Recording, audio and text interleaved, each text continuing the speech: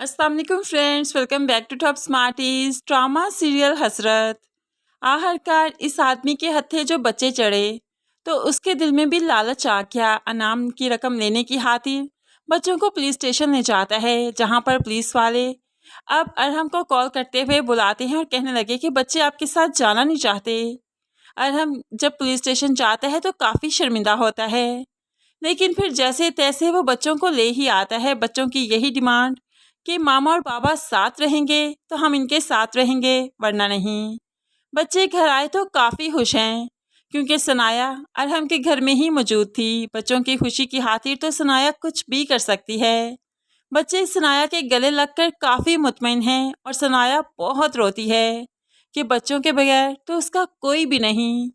दूसरी तरफ अरहम को भी एहसास हो चुका है कि उसने आज तक कितनी गलतियां की। उसकी वजह से ही तो बच्चे घर छोड़कर गए। अब अरहम फबीहा पर चिल्लाने लगा, आखिर क्या कहा था तुमने? हादी को इतना प्रेशराइज किया, इतना डरा दिया कि वो घर छोड़ने पर मजबूर हो गया। तुमने उसे कमरे में बंद करने की धमकी दी थी, खाना ना देने की धमकी दी थी, यहाँ तक कि पानी भी नहीं देना चाहती थी। क्यों? आखिर क्यों करना चाहती थी तुम ऐसे? तुमने मेरे बच्चों को बुरी तरह से डरा कर रख दिया था। तो यहाँ पर फबीहा कहने लगी, अरहम क्या आप जानते हैं कि मैं ऐसा कर सकती हूँ? ये सब कुछ सनाया ने पट्टी पढ़ाई, सनाया की ज़बान बोलते हैं वो। अब तो अरहम ने ना आओ देखा ना ताओ देखा, जोरदार थप्पड़ फबीहा के मुंह पर दे मारा, जो कि बहुत पहले मारना चाहिए था। अब यहाँ पर थप्पड़ मारा तो फबीहा के तो 14 तबक रोशन हो गए। साथ में बैठे सनाया और बच्चे भी खौफसदा हो गए, क्योंकि अरहम का इतना गुस्सा फबीहा के साथ पहली बार देखा था। अब तो अरहम चिल्लाने लगा, तुम क्या समझती हो? मुझे कुछ नहीं मालूम, मैं अपने बच्चों को नहीं जानता। इतना तो तुम भी जानती हो कि मेरे बच्चे झूठ नहीं बोलते। क्या नहीं जानती तुम? कितना वक्त गुजारा तुमने इनके साथ? मेरे बच्चे कभी झूठ बोलते हैं क्या? नहीं ना। तो हादी आज भी झूठ नहीं बोल रहा। जो कहा तुमने कहा, जो किया तुमने किया।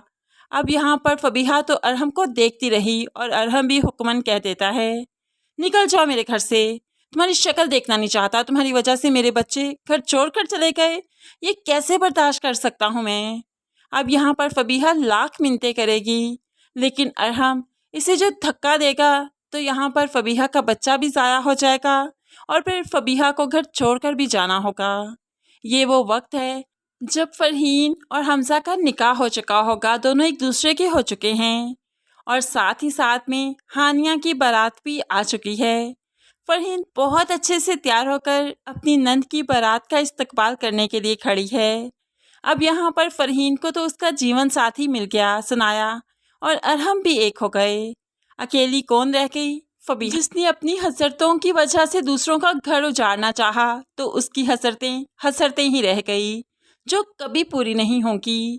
अब यहाँ पर खाली हाथ घर आ जाती है। होप्सो यहाँ पर फबीहा का दुख देखकर माँ बर्दाश्त नहीं कर सकेगी, इस दुनिया से चल बसेगी। इस तरह से फबीहा अपनी माँ की मौत की जिम्मेदार भी बनी।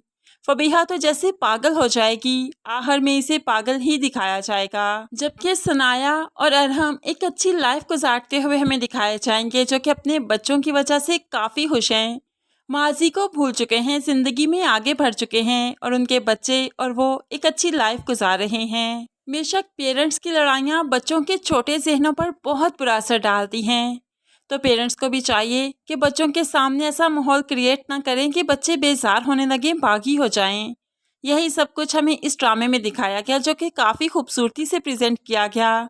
इस ड्रामे का लेसन काफ़ी अच्छा था। फ्रेंड्स, आपको ये ड्रामा कैसा लगा ज़रूर कमेंट्स में बताइएगा।